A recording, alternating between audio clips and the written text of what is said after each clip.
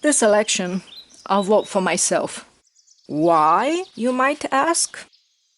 Well, if I vote for me, I know that everyone and everything around me will be better off than before. I'm the person that knows me best, listens to me, tells me the truth, and really cares for me and those around me. I'm the only one who can keep my body healthy, clothed, fed, happy and safe without strings attached or imposing it on others. I would defend my freedom while respecting the rights of others to self-determination and self-defense. I would never use coercion through threats, theft, or violence in my interaction with others. My morality cannot be bribed or blackmailed away from who I am. Which candidate can represent these values as well as me? By voting for me, I empower myself.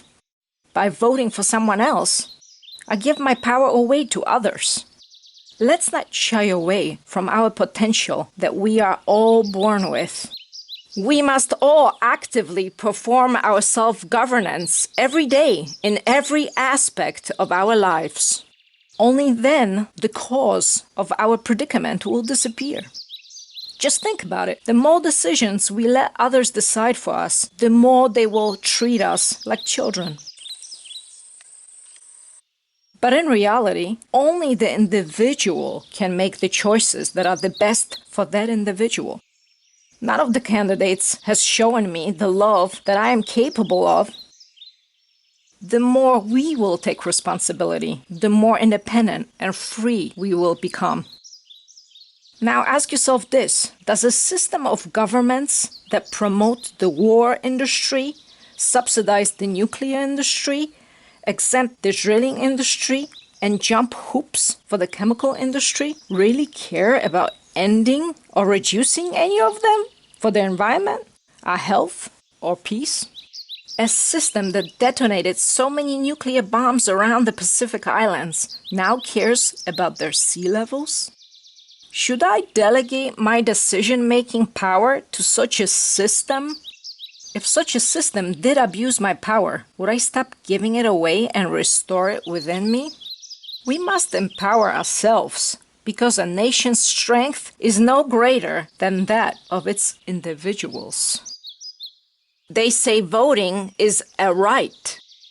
But if a right is an action that does not harm, directly or indirectly, I would need to be sure my elected representative does not harm.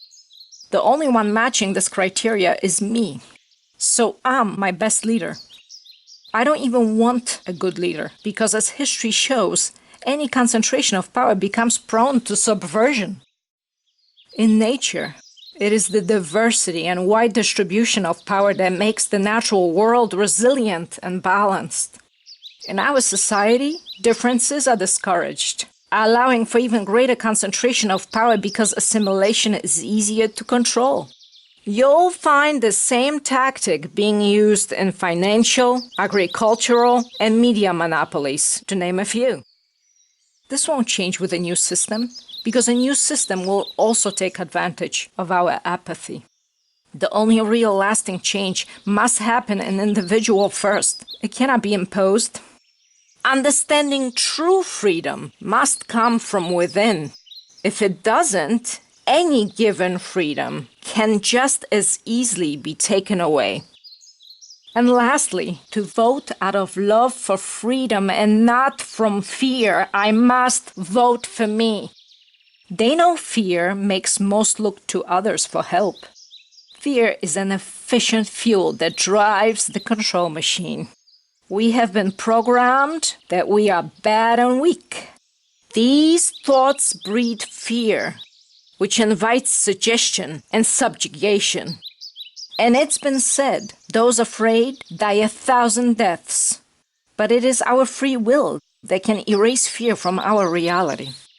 Right now, we're like proverbial chickens in a henhouse with foxes on guard, picking us off one by one.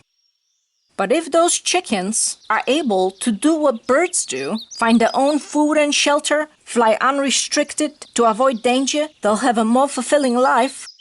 while foxes will end up eating the berries. Dependence is not freedom. Freedom is an innate right to be free. The best way to remain free is to be independent from those who restrict freedom.